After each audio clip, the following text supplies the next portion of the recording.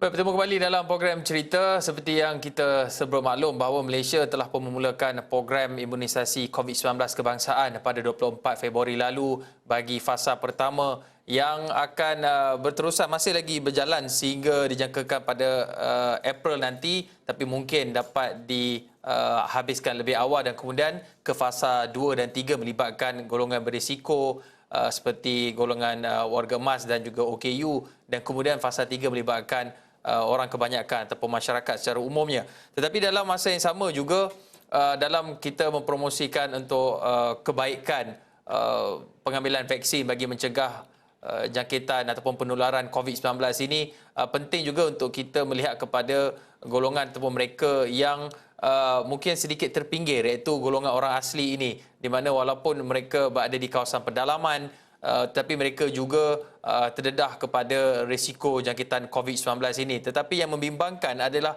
apabila ada maklum balas yang diterima mendapati bahawa sebahagian besar orang asli, terutama yang tinggal di kawasan pedalaman di Kelantan, skeptikal ataupun menolak suntikan vaksin ini kerana mereka terpengaruh dengan propaganda negatif.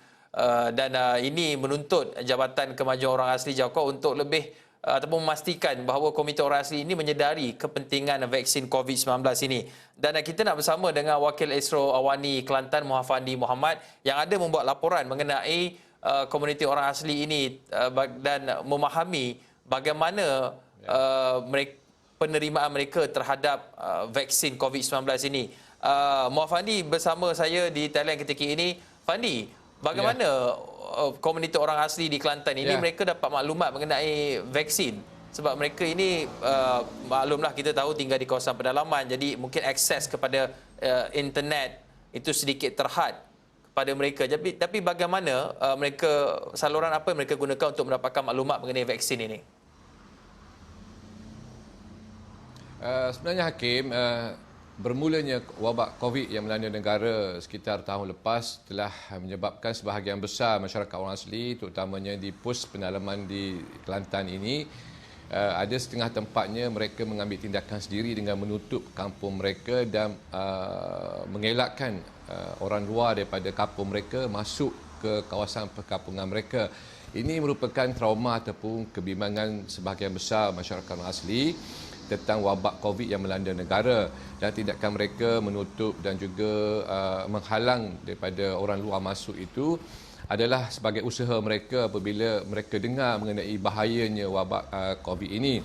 Namun begitu, selepas daripada mereka mungkin terdedah dengan pelbagai aplikasi media sosial dan mungkin juga mereka kurang mendapat penerangan ataupun pendedahan yang jelas mengenai program imunisasi yang dilaksanakan oleh kerajaan, maka mungkin timbul persepsi yang negatif bahawasanya suntikan vaksin ini mungkin boleh memudaratkan ataupun mendatangkan penyakit lain, ataupun mungkin pada mereka merasa alahan untuk menerima sebarang rawatan secara moden ini.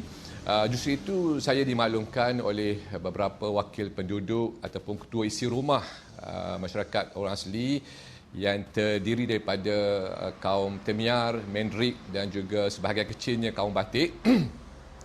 Mereka dikatakan terlebih dahulu menerima persepsi ataupun pandangan negatif tentang suntikan vaksin ini, sehingga mereka mungkin disebabkan penerimaan yang agak negatif itu, mereka bukan menolak tapi merasa khawatir dan juga bimbang untuk menerima program vaksinasi yang dilaksanakan oleh kerajaan ini. Dan seperti mana yang kalau kita dapat dengarkan apa yang diperkatakan oleh salah seorang wakil ketua isi rumah di pos orang asli itu, bahawa mungkin juga kalangan masyarakat orang asli ini mendapat maklum balas ataupun pandangan andaian awal daripada media sosial ataupun cakap-cakap orang yang mengatakan mungkin suntikan vaksin ini akan memberi simptom ataupun kesan yang alahan kepada mereka. Jadi apa kata dulu Hakim, kita dengarkan dulu apa yang dimaklumkan oleh salah seorang ketua isi rumah di pos Gua Musa ini.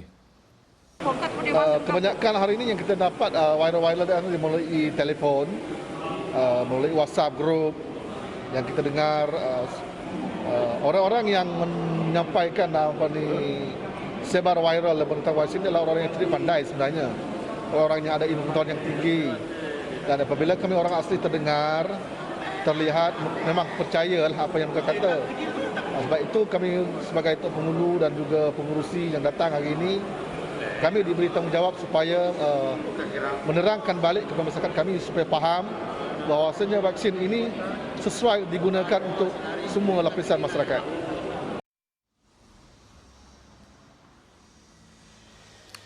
Hakim, untuk makluman Hakim, sebenarnya terdapat hampir ataupun lebih kurang 16,000 masyarakat orang asli di pedalaman Kelantan ini, khususnya di Gua Musan, di mana selepas mereka menerima satu andaian ataupun tanggapan yang negatif terhadap suntikan vaksin ini, maka pihak berkaitan, terutamanya Jabatan Kemajuan Orang Asli dan juga agensi berkaitan terpaksa melakukan aktiviti lebat urus ataupun sesi penerangan khas kepada ketua isi rumah ini.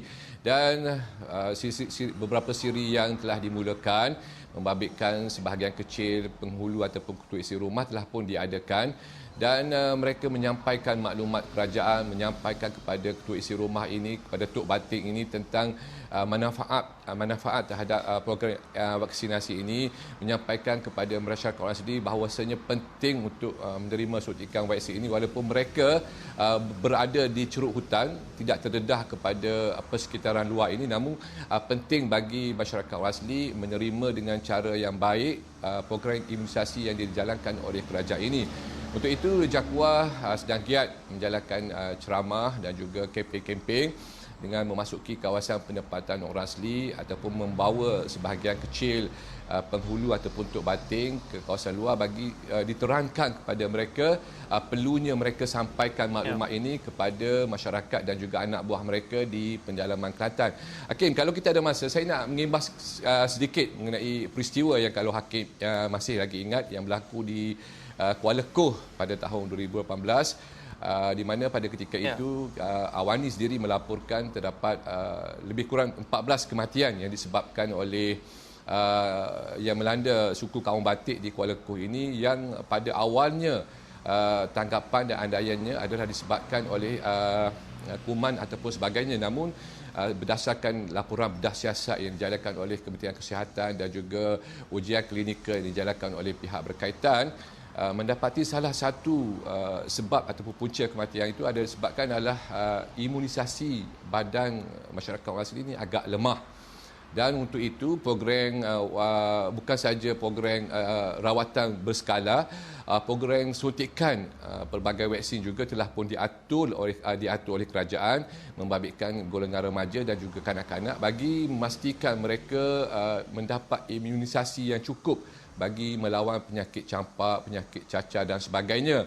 Dan untuk makluman Hakim, sepanjang saya dimaklumkan sepanjang program yang dijalankan oleh pihak Kementerian Kesihatan ataupun pejabat kesihatan daerah Gua Musa ini, saya juga dimaklumkan masyarakat asli ada sebahagiannya yang lari masuk ke hutan dan mereka tidak mahu menerima jadual ataupun tidak mahu disuntik, mungkin kerana bimbang ataupun mungkin mereka merasa takut, terutamanya di kalangan kanak-kanak, Hakim. Pandi, kita serba maklum bahawa masyarakat orang asli ini mereka mempunyai adat resam dan kepercayaan mereka tersendiri, dan memang penting untuk kita ada intervensi ataupun memastikan bahawa mereka ini tidak terpinggir. Tetapi cara ataupun kaedah nak mendekati mereka ini juga perlu dilakukan dengan berhati-hati agar mereka tidak, kita tidak menakutkan mereka seolah-olah masuk ke kawasan mereka dan cuba menceroboh dan sebagainya. Mungkin itu persepsi yang mereka terima apabila ada orang yang masuk ingin, walaupun niat kita mungkin cuba memberi bantuan, tapi mungkin mereka menerima dan keadaan sebaliknya. Macam Fandi sendiri juga sering membuat liputan mengenai orang asli ini. Apa antara adat rasam ataupun perkara yang perlu kita, orang kata apa, take note kalau nak masuk ke kawasan perkampungan orang asli ini atas tujuan sama ada NGO nak beri bantuan ke ataupun memberikan pendidikan ataupun mengajar anak-anak orang asli ini. Tapi apa perkara yang sebenarnya orang luar perlu ingat sebelum mereka nak masuk, ataupun macam mana cara mereka menjaga tata susila mereka ketika ada dalam komuniti orang asli ini? Sebenarnya Hakim, komuniti orang asli ini mereka terlalu akur dan juga patuh kepada Tok Bating ataupun ketua mereka yang dilantik di kalangan mereka itu. Bagi masyarakat di luar ataupun badan bukan kerajaan termasuk juga Jabatan Kemajuan Orang Asli ini, mereka sudah mengetahui selok-belok dan juga adat resam golongan minoriti ini, di mana setiap kali apa jua bentuk bantuan, apa jua komunikasi yang nak disampaikan, apa juga dasar kerajaan yang nak disampaikan kepada masyarakat orang asli, terlebih dahulu perlu melalui ketua kampung ataupun Tok Bating ini. Dan amat penting pada peringkat awal ataupun peringkat fasa pertama ini, kita memberi kefahaman dahulu kepada Tok Bating supaya Tok Bating ini dapat menerima, dapat mengakui dan dapat menyokong apa jua dasar kerajaan, dapat menyokong apa jua yang diperkatakan oleh kerajaan, senada dengan kerajaan. Jika Tok Bating ini dapat memahami dengan begitu jelas, sudah pasti kerja untuk memberi penerangan ini akan berjalan dengan baik. Ini kerana Tok Bating yang sudah diberi kefahaman ini akan membawa mesej ataupun maklumat itu ke kampung dan memberi penjelasan kepada anak buahnya. Dan sudah pasti apabila Tok Batingnya memberi akuan ataupun memberi penerangan yang lebih jelas, sudah pasti anak buah mereka, terutamanya golongan yang berada di pedalaman, jauh di pedalaman hutan ini, mereka dapat menerima dan mereka sudah bersandarkan keyakinan mereka kepada Tok Bating itu.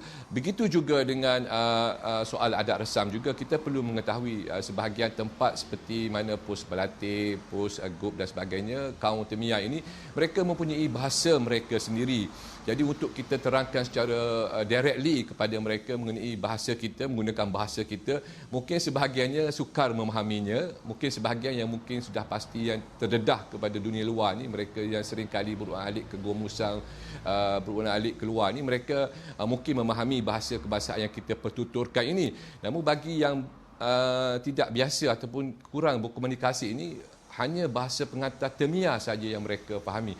Untuk itu, seperti yang saya maklumkan, amat penting untuk kita memberi kefahaman terlebih dahulu kepada Tok Bating, supaya Tok Bating inilah menjadi mata suara dan juga penyampai bagi pihak kerajaan dan juga pihak berkuasa kepada masyarakat asli di pedalaman Kelantan.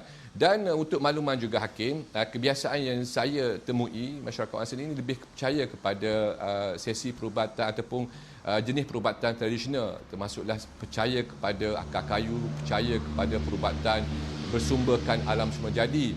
Jadi untuk mereka memahami bahawasanya perubatan moden ini jauh lebih baik, jauh lebih berkesan daripada perubatan tradisional ini, mungkin memakan masa yang agak panjang sedikit.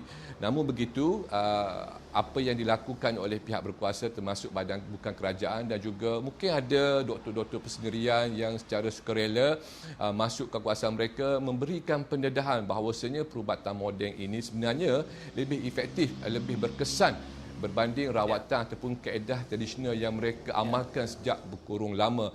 Dan mungkin generasi yang peringkat warga emas, peringkat yang lama tu mungkin sukar untuk menerima keadaan ini, namun hasil didikan dan juga pendedahan yang diberikan kepada generasi muda ini mungkin boleh membantu pihak kerajaan menyampaikan maklumat secara lebih berkesan kepada golongan minoriti ini, Hakim.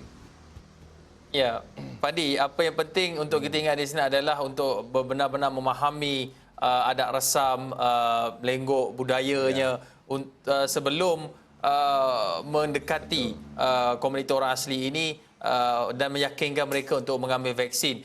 Bukan saja untuk mereka melindungi diri mereka, tapi apabila kita melindungi diri mereka, ia secara tak langsung juga melindungi komuniti lain yang berada di sekeliling. Terima kasih Muhammadi Muhammad, Wakil Esro Awani Kelantan, berkongsi bagaimana untuk kita memahami kegusaran masyarakat orang asli untuk menerima vaksin COVID-19 ini. Baik, sekian saja cerita untuk waktu ini. Saya Hakim Rahman. Assalamualaikum. Salam hormat. Jumpa lagi.